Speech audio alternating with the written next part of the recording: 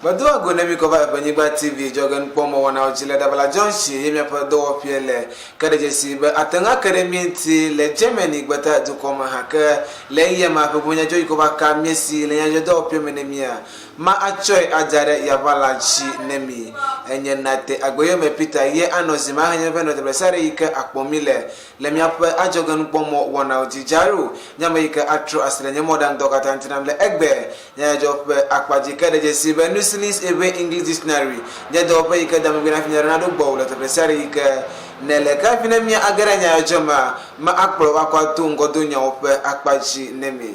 Injojo dejesi be David la malafa bla Andre for the cake 271 onye the vehicle kona okochu David machimashi upe do wana ubo le Ghana pakple duko bubu me le upe ngomo kuku wana upe akpashi kala akpabu hanju dejesi kochu napko do pe bobe yola la lamle ike medi do pe ike le Ghana oji pomo agbulo na yobe yo akọ yo ko pe do la kata ko dem le Ghana to koma hafine yo anawo dowodri tegbe le opo dodo wona ope akpaji kenya banya sala he club le me odugala ye mi de la mi trophy mava na mi agaranya jome nemi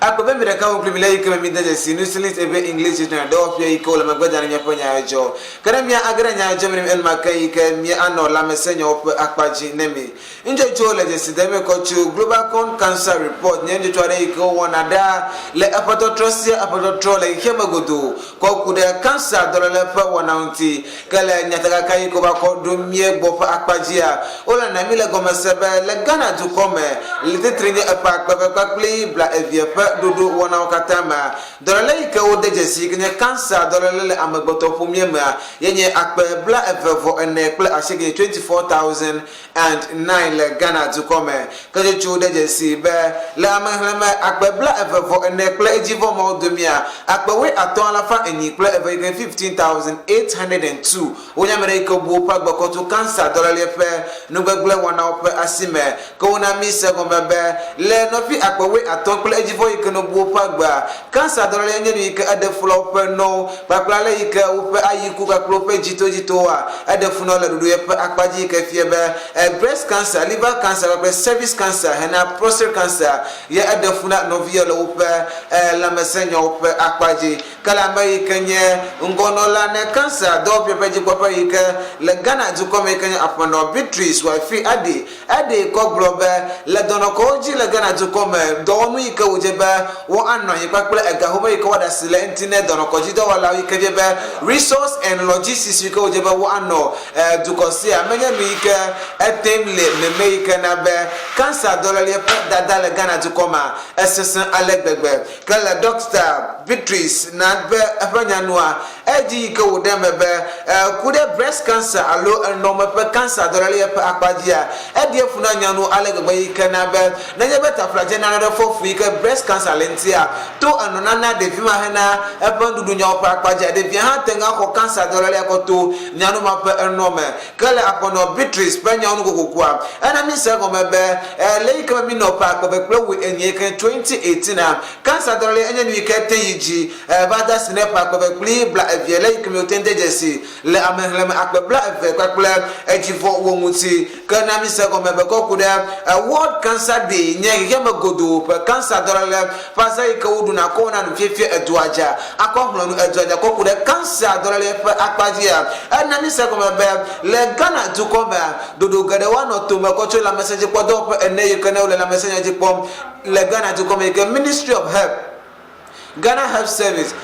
Food and Drugs Authority, help by Ghana Medical Association. You only la message what up and now you can le Ghana to come. What to do? Call that to me. Hena cancer dolale nuchichi le to come. Kana mi achola pamene mi ke mi agale the view ikano kokko de adosese o ikene child labor bakle sexual exploitation ke fiaba uzana the view ota flache ko wona gbododo pomevi pa for the le Ghana to come injo chode je si be de bi han la mala fa bla Andre for the ke ikene 271 onye the view ko kpode je si be wo choko for adosese o bakle ta flache gbododo nya akpaji hana egatiti kala dodo ye ma injo chode je si ko kocho anti-human trafficking union na criminal investigative department CID do pe na Ghana police service ke fie be do pe ya na le Ghana ko bi do pe pa loje ye ko ku na ajame pakpele do pe ke na do kocho ajame nu ku do pe ke fie be wo achi amegboto pe amesi chacha wona ho na do sese wo pakpele gododo nyo pe akpaji muti le Ghana to come ko na mi se go mebe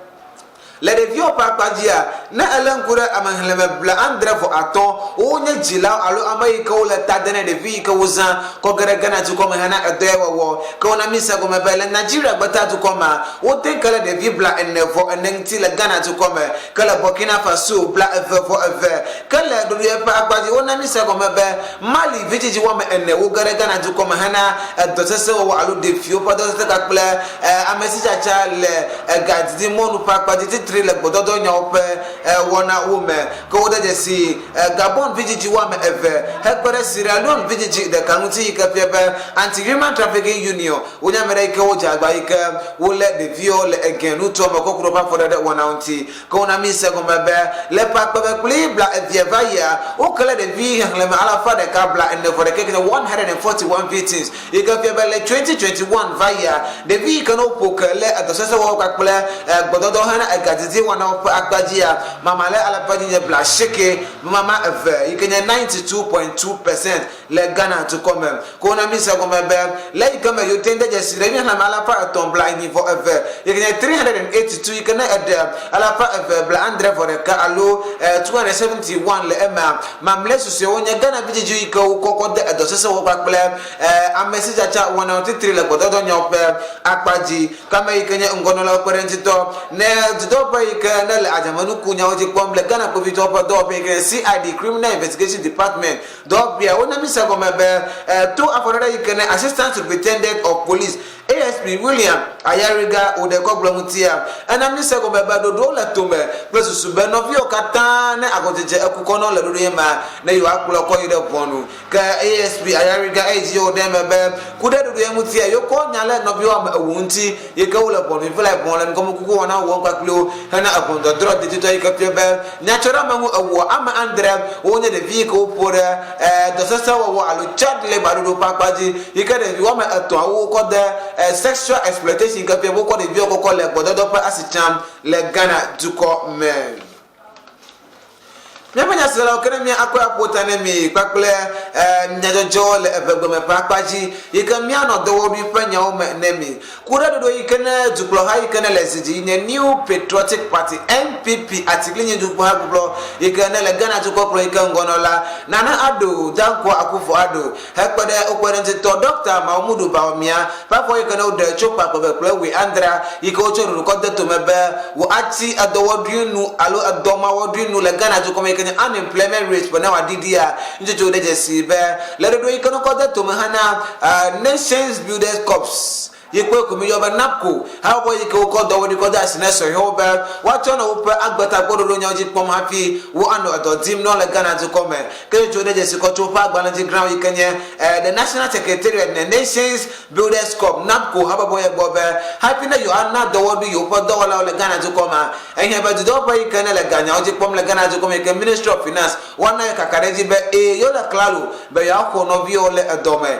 ke no vi o dola abloji le kosra yikene ba yiko lolo bejiro nyamreka gbabe makayo pe etibobo abota ga kakple yo pa fatune yo ka do peji ko de mebe yo munana aga yo pa do wala ka bodu do pe kele ganya oji poma o we kana fene do wala le Ghana to come ta yele la le ka wa gbo ne yo be yo no ko amolo yo pa do ma hafi na yo akho hana do ri take be le Ghana to come Kemia ba de ka wala ole yema mia ko mia panya jo no sesem du le Ewenyigba TV jogan bomo wona oji le dabla junction ke habine ma ajole mi gba maglo ma le nkure ngodo nyo akpaji nemi no bi akpawe aton la fa enyikle evo wo bo ba gbo to cancer do le mele pa pa pli bla evo for the ke 2021 va yike webe wo tende jesi new cases le cancer le am akpebla evo for ene kle ejivo muti Devi yang lama ala fa eve blan for de ke onya mere ke upu o koko de do na sesan pakple amesi chacha titri le bodo do nya akpaji na ko do fi o de ko global happy na yo na do di tegbe yo pa bo mo no le wa yo ko agbala ko chu do pa ikene le ganya oji pombe yo le klalo be yo ko no vi o le dom hana do bi nya o le gana tu ko me kenya pa nu polo nya nkwanya na te agbo yo me peter civis nya me ke trust nya jo ja fi udo bo jaro yo nya mo dang do kata ne mi akpene mi pede ka o lata